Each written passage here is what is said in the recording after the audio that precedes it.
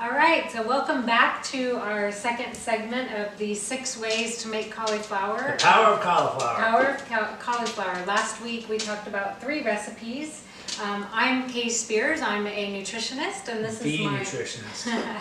This is my husband, Chef Andrew, who has been a chef in Vegas and New York and all over the world. And together we are going to teach you how to make traditional recipes and make them not only taste good, but tell you about the nutrition benefits from each and everything we cook. That's right. Where nutritious meets delicious. Yes. I'm delicious and she's delicious. All right, so on to segment 2 about the power of cauliflower. Today we're going to go with a steakhouse dinner. Now I know that sounds really not in the cauliflower realm, but you know what? That's why we're here. Yes. So the first thing we're going to start with is a cauliflower gratin. So imagine a potato gratin, something nice, hot, cheesy, bubbly, Yummy. roasted, crusty that you get at a traditional steakhouse. We're going to do the same thing right now. So I'm going to focus in real quick. I'm just going to show you a couple of ingredients. So this is a roasted cauliflower. Sliced thin, toss in some olive oil, a little bit of salt and pepper, in your oven at 400 degrees. Honestly, folks, just watch it. Flip it, watch it, flip it. When you achieve this type of espresso brown color, that's what you're looking for. Well, chef, how long does that take? Honestly, about 30 to 40 minutes. But just watch it. When it looks good, it smells nice and roasty and nutty, it's ready. So that part's done. Take that out. Actually, this is good. This is an amazing snack, just like it is right here. I'm gonna eat it right now. Yeah, olive oil, salt, and pepper, and roasted cauliflower, amazing snack. But we're gonna go 10 steps further. So take this right here. He's gonna make it taste even better. That's right. So some heavy cream. Ooh, I'm liking that already. Remember last week you had the Parmigiano Reggiano? Same thing. Pinch of salt and pepper. And something that makes a lot of root vegetables and cruciferous vegetables delicious, from carrots to parsnips to rutabagas to celery root to cauliflower, is nutmeg. Nutmeg, you think of pumpkin pie spice, you think of apple pie, but folks, nutmeg is just about as savory as it gets. So we're going to give it a little bit of nutmeg. So if you didn't tune in last week, cauliflower is a cruciferous vegetable, meaning that there's a whole class of them, broccoli, turnips, root vegetables, and they have a sulfur in them that fight cancer. Really good for fighting cancer, really good for us. And one thing I also want to mention is brain health. Cauliflower has something in it called choline, which helps our memory. How many of us feel like we can have better memory? I'll raise my hand. So choline is in cauliflower, something that you don't know about. All right, so what we did, we tossed the roast cauliflower with the cheese, with the nutmeg, with the cream, with the salt and pepper, and put it in a little cast iron skillet. Now, I know everybody doesn't have these at home. A perfectly small glass baking dish will do, all right? So now we're going to cover this with a ham. And one other thing about cauliflower I want to mention is digestive health. So there's a bacteria that can overpopulate in our stomach called H. pylori that can actually cause stomach cancer.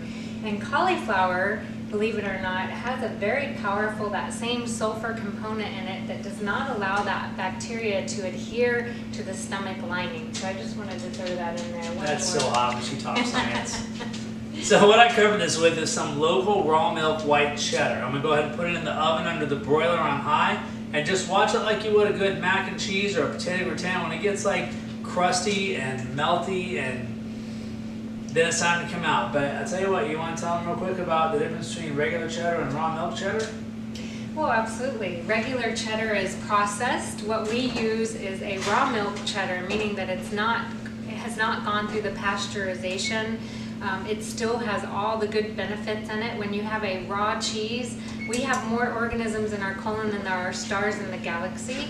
And so raw milk cheeses help us rebuild these organisms and help keep our digestion system strong and our immune systems where they should be. All right, so anywhere you can find at your local farmer's market, local raw milk, any kind of cheese. It doesn't have to be cheddar, blue cheese, Swiss, Colby. If it's raw milk, then get on it. Actually, and the longer a cheese is aged, like the pungent cheeses, like blue cheese and stuff, they're actually fermented more, which means they're better for our guts and give us happy guts. Cheesehead. I am a cheesehead, you know that. Yep. Give me anything with cheese and I love it. All right, so on to the next of the steakhouse dinner. All right, so what are you going to show us next? You're going to show my favorite cauliflower mashers. Yep. And is that going to be a cauliflower ribeye? That it is. So we're on to the main event. So let's say you're vegan, and let's say you're on K-Spears Phase 1 weight loss plan, and let's say that you're trying to really impress some friends with a really amazing steak and potato night, steak and mashed potato night. Okay. So let's go start with a steak. So we call this a cauliflower ribeye. This is local organic cauliflower, center cut about probably 1.5 inches. Okay, so this is going to mimic our meat. I'm going to show you in just a second how we're going to cook it, because we're almost going to cook it kind of like a steak, but a little bit lower and slower. That way it gets nice and just really roasted. And we have a friend who's actually a vegetarian, and we love meat, so we have our grass-fed beef. But when she comes over, we make this, and you can't even tell the difference. I've actually served this to a bunch of friends who thought that it tasted like a steak. That's right. Now the older, I guess, substitute is a portobello mushroom cat, but you know what? This is 2017. Let's do something different. Actually, you know, when you cook the portobello mushroom, it destroys a lot of the benefits and makes it a more toxic steak than actually the cauliflower. So this is a much better choice. I did not know that. Yes, yes. All right. You want a portobello mushroom to be raw. You don't want to cook it. All right. Well, and we'll get back in the kitchen in a second to check that out. But the other thing we're going to make is cauliflower mashers. Mm-hmm. Now, the cauliflower mashers is boiled cauliflower, some heavily sautéed onions. I would say caramelized, but they're not. And if you say caramelized to a chef and they're not caramelized, shame on you, because caramelized is a far extensive process than just heavily sautéed. We got some heavy cream, we got some garlic, and we get, again, some nutmeg. So come on in the kitchen, let's get this cooking. All right, so here we are live, cooking our cauliflower ribeye, just like a regular steak. So what we have is a hot cast iron. Got about a tablespoon of olive oil and about 2 tablespoons of butter. That butter is going to be the flavor in this steak, along with a little bit of salt and pepper. Now, all we're trying to do here is trying to color on both sides. We're not really trying to cook it here. That's going to happen in the oven. But as we color on both sides, we're going to take this butter oil in the pan, and we're going to baste, and we're going to bathe, and the French call this collé. Alright, so now we have our little base. We have colored on both sides. So now we're going to go into a 350-degree oven. And the reason why it's 350 and not 550 is we're trying to slow roast this. We want it to cook all the way through. We want to get nice and tender and roasted and colored, but we don't want black bitter on the outside and white raw crunchy on the inside. So we're going to let that go. 350 degrees, probably about 25-30 minutes. Again, this is all about love. So when the steak, the cauliflower is just how you like it, that's when you take it out and you eat it. So I would say about every 5 minutes, take it out, flip it over, baste, baste, baste, put it back in. 5 minutes, take it out, baste, baste, baste, flip it, flip it, baste, baste, baste, and put it back in until it's the way that you like it. All right, right on to our next dish. Okay, so while the cauliflower ribeye and the cauliflower gratin are getting their love on in the oven, we're going to show you a great substitute to mashed potatoes. It's mashed cauliflower. So moving forward with our cauliflower, this right here is we have about half a head of boiled cauliflower. Boil it for about 15-20 minutes until it's really, really soft. Now the key to the mashed cauliflower is you've got to strain the cauliflower. If not, it's going to add all that. This soaks up all the water, and if you get that water in your mash, you're going to have more of a soup instead of a mash. So you got to let it drain for at least about an hour. So go ahead and put that in your food processor, honey. Yes, and so while I'm doing this, I want to talk about methylation, which is a very important topic these days. If we're not properly methylating, we're going to have heart disease and all kinds of stroke and cardiovascular issues, and cauliflower actually has something in it to help us with the methylation process, so it's really good for the heart. Absolutely. All yes, right. So now what? So the second thing is we have some onions that are heavily sauteed in butter. And this is probably, grass-fed butter. yes, this is a half of a medium onion, sauteed in half a stick of grass-fed Kerrygold butter, plug, and 1 clove of garlic. Now the reason why we saute this heavily is because you're trying to almost caramelize the onion. You're trying to get that sugar sweetness out of the onion to add to this puree, because potatoes are one big glucose molecule, right? And so we're trying to emulate the sugar that you get out of a potato versus adding a little bit of sugar sweetness to this. So this is about half a medium onion sauteed in a half stick of butter to a clove of garlic. Which is antiviral, antibacterial, so it's very good for us. And by the way, my dad is a meat and potatoes guy, and we tricked him with this recipe one night. We made some cauliflower mashers, and he thought they were real potatoes. So what Kate's putting in now is just a 1/4 cup of heavy cream. Here we go back to the healthy fats. Yes. Not only that, but it gives it a richness and a body to the cauliflower mash, so it's not so dry. It's got like this thickness to it. It's just a creaminess to it. Yes. Also, we say that one more time. Don't forget that. Don't forget, this is the magic ingredient, nutmeg. It's one of those things that when you taste it in something like parsnips and celery root and cauliflower, you like, man, that's great, but I don't know what that is. It's probably nutmeg. It's the hidden secret. That's right. You So, want to start this now?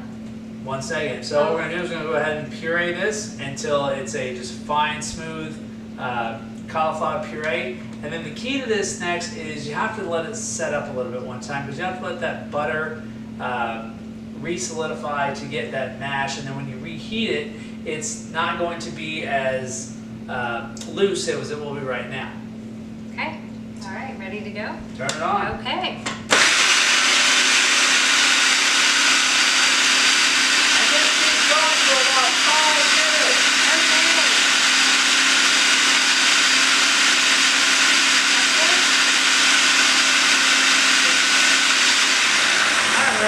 For TV's sake, we're gonna color that good, but I would let it go. See if you got like a piece of onions in here. It needs to all be mixed for sure. Yes, it needs to be an absolutely fine puree. Yes, but I would eat it right now. I would Just too, saying. actually. You know, I said something about letting it cool, but my wife's got away with this recipe, and pretty darn good.